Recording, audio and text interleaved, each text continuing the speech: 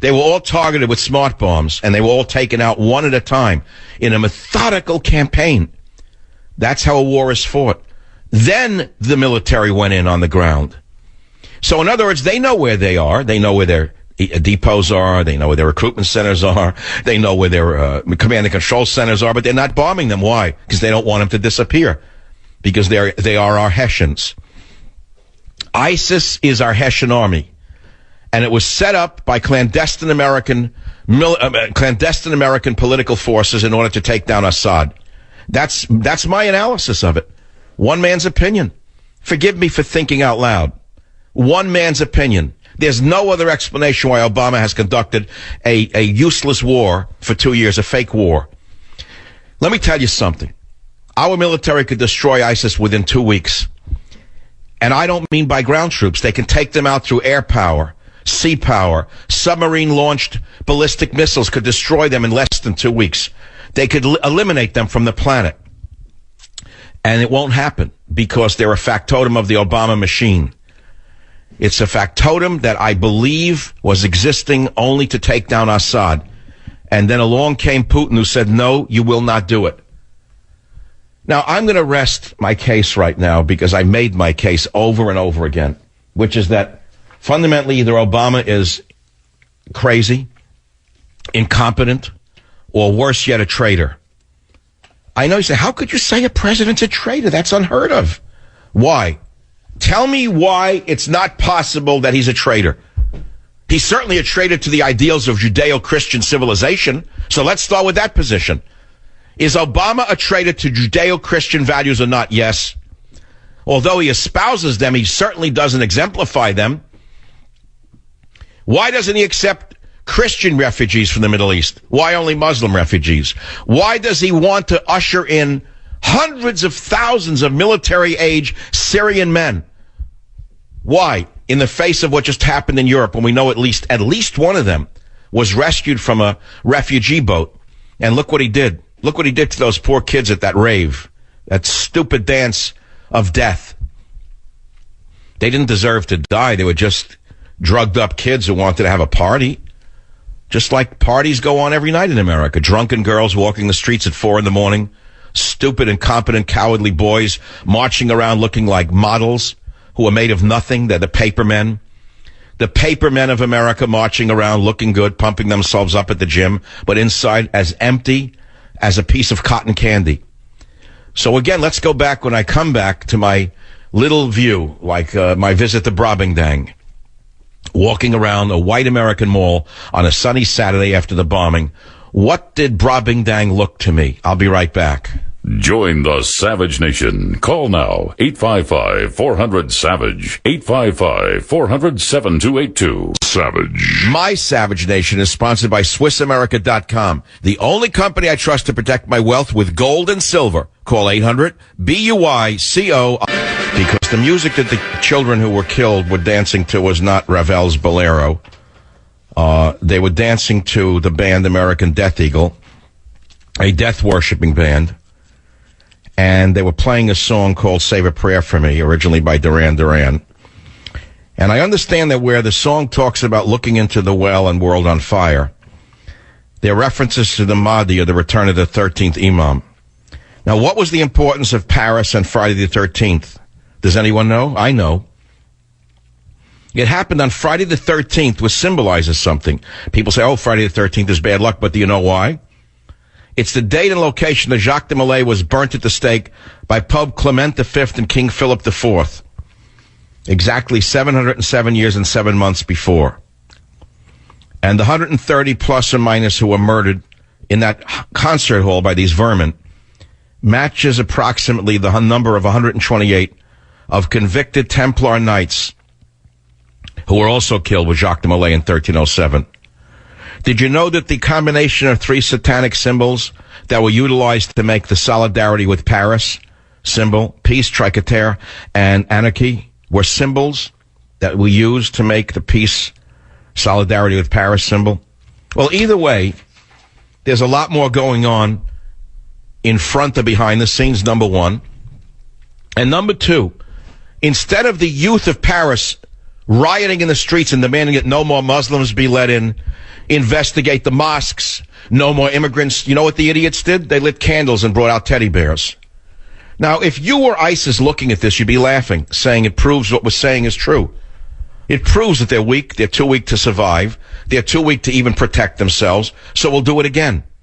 Because the intelligence services have been deballed by the imbecile of Europe. You know that one of the bombers was on a watch list and they didn't arrest him in advance? Which leads me back to America. We understand that there are 1,000 Muslims under surveillance right now by our FBI. And yet they're not being arrested. Why? Oh, well, they're protected by the U.S. Constitution. And you don't want to violate our values, do you? Now, I would say the most fundamental value of a society is survival. Survival uber alles. It's called living or dying. So I would say that one of the great values of my society should be to protect me. And one of my values is I want to live, and I want my family to live. So I would say take your Constitution and apply it to civilized people, not to 7th century vermin! In other words, we're going to be hit again and again and again because of progressive insanity. Progressive insanity. Who are they afraid of, the FBI? Why, they're afraid of the lawyers from the ACLU. They're afraid of all of the little girls in the ACLU. All of the boys with curly hair and big eyeglasses in the Southern Poverty Law Center. That's who they're afraid of.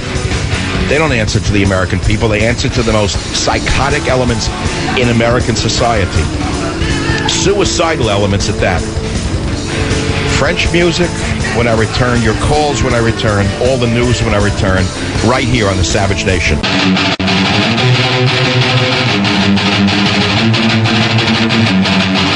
If you have a handful of people who don't mind dying, they can kill a lot of people.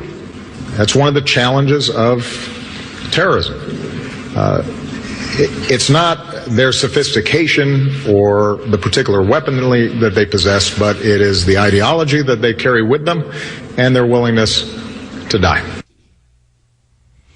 I wonder if this is a related issue, willingness to die. So he's saying you can't defeat people who are willing to die for their cause. Well, I guarantee you that Obama doesn't understand what I'm about to say. But, you know, we have a lot of men willing to die for their cause. They're called military men. And if we had a defeatist like Obama in office in 1939, you'd be speaking German or you'd be a lampshade. What would you call the bombing missions over Germany toward the end of World War II but suicide missions? Every man in every airplane was willing to die for America. Do you know that? But that's something that's alien to Barry for Honolulu. Many men in the military know that they're putting their life on the line. That's why they enlist. In fact, it's an all-volunteer military. They know it comes with the territory. They're not going in it for the shoes, are they? And the 3 meals, are they? The 3 hots and a cot? Most of them who are going into combat know that they're going in knowing that they could die for the country. They don't want to, but they know that that's part of the deal. They know that. Now, here in America, we have a revolutionary group called Black Lives Matter that has now taken over a library at Dartmouth University. They broke into a library, and they screamed, F you, you filthy white Fs. I know you don't want to hear it. It's very disturbing. So-called protesters who are really terrorists at Dartmouth University. Now, how did they get into Dartmouth? I would guess they were invited in. I guess all the liberal white professors felt that they needed diversity. So they invited these people into the university, just like Obama's inviting Muslim males into America. And instead of being rewarded with kindness, protesters at Dartmouth broke into the library, and as students were studying, they directed profanity toward the white students and physically pushed others. In a critical editorial, the conservative Dartmouth Review listed some of the epithets hurled by the black protesters. F you, you filthy white Fs. F you and your comfort. F you, you racist S. Some of the protesters then became physical. Men and women were pushed and shoved by the group. They screamed, if we can't have it, shut it down. Another woman was pinned to a wall by protesters who unleashed their insults, shouting, "Filthy white bee," in her face. And they screamed at them. One of the protesters posted online, said that they were ashamed of what the protest turned into. After making a girl cry, one of the black protesters screamed, "F your white tears." He wrote, "I was startled by the aggression from a small minority of students towards students in the library, many of whom were supporters of the movement." Liberalism is a mental disorder. It's a suicidal mental disorder. If you've trained your child to be this tolerant, you've trained your child to die. Now, I want to ask you something. How many brown shirts do you think there were in Nazi Germany that were able to bamboozle the entire Germany into becoming a Nazi state? 30,000. Only 30,000 brown shirts captured the Nazi movement. And through intimidation tactics of the type used by Black Lives Matter right now, screaming, cursing, pushing, eventually the brown shirts started to beat people up and kill them, to convert them to Nazism, to cow them. And just as these Islamists, what they say, there's 100,000 of them in Syria now? I don't know the number. There's certainly a critical mass sufficient to convert the mass of Muslims to their cause, isn't there? That's quite worrisome when you think about it. If 30,000 brown shirts can force an entire nation to adopt the racist, homicidal ideology of Nazi Germany, why, who knows but that these tens of thousands of Muslims can convince all Muslims in the world to follow their lead in blowing people up, killing them in the name of Allah? So we go back to old Obama, where he says, "Oh, you can't kill people who don't mind dying." Listen to, again, clip 2 and see the context of this. There's no other word for it but pacifism. Listen to O2. If you have a handful of people who don't mind dying, they can kill a lot of people. That's one of the challenges of Here we terrorism. go again, intellectual detachment. It's not their sophistication or the particular weaponry that they possess, but it is the ideology that they carry with them and their willingness to die. Well, you got men willing to die if you unleash them. They're called Special Forces. They're called Navy SEALs. They're called Green Berets. They're called the Rangers. All the frontline troops that you hate, that you fear, know who you really are, that you won't unleash on them. They're willing to die. I got a report this morning from a very important man that the French Foreign Legionnaires, the French Special Forces, are ready to go into the Muslim neighborhoods and do what needs to be done to save France. And they're being constrained by the idiot, the imbecile of France. The imbecile of France will not let the tough, hard French troops do what they know needs to be done to protect their women and children. And we have the same thing here, the imbecile running the White House. The man is either an imbecile or a fellow traveler. There's no other explanation for it. I could see liberalism in a time of peace. I could see all of the claptrap coming out of his mouth in a time of peace with a booming economy. But in face of the bombings and the killings in cold blood on Friday, to keep repeating the same garbage is a mark of insanity and imbecility. Government zero. No borders, no language, no culture. Why do you think the book is jumping off the shelves? Why do you think even the most cynical liberal is going in bookstores right now trying to read something about what's going on that makes sense? Why do you think that they've been grabbing Government Zero? Why? Because it answers their questions. And by the way, let's turn to the solutions and see what it has to say about this situation.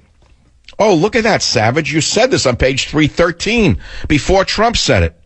Close the borders completely for 7 years. Thanks, Donald. Look at this one, number 3, Donald. Deport all illegal aliens in American prisons. Repeal the anchor babies law. Make English the official language. Require government-issued identification to vote. Number 8, restore to active duty all military officers purged by Obama. Let's see. Repair our relations with Russia, number 12. Number 13, sign a mutual defense treaty with Israel.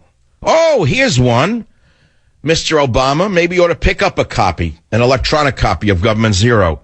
Maybe you'll find out a strategy that might work. Page 316. recognize radical Islam as the enemy.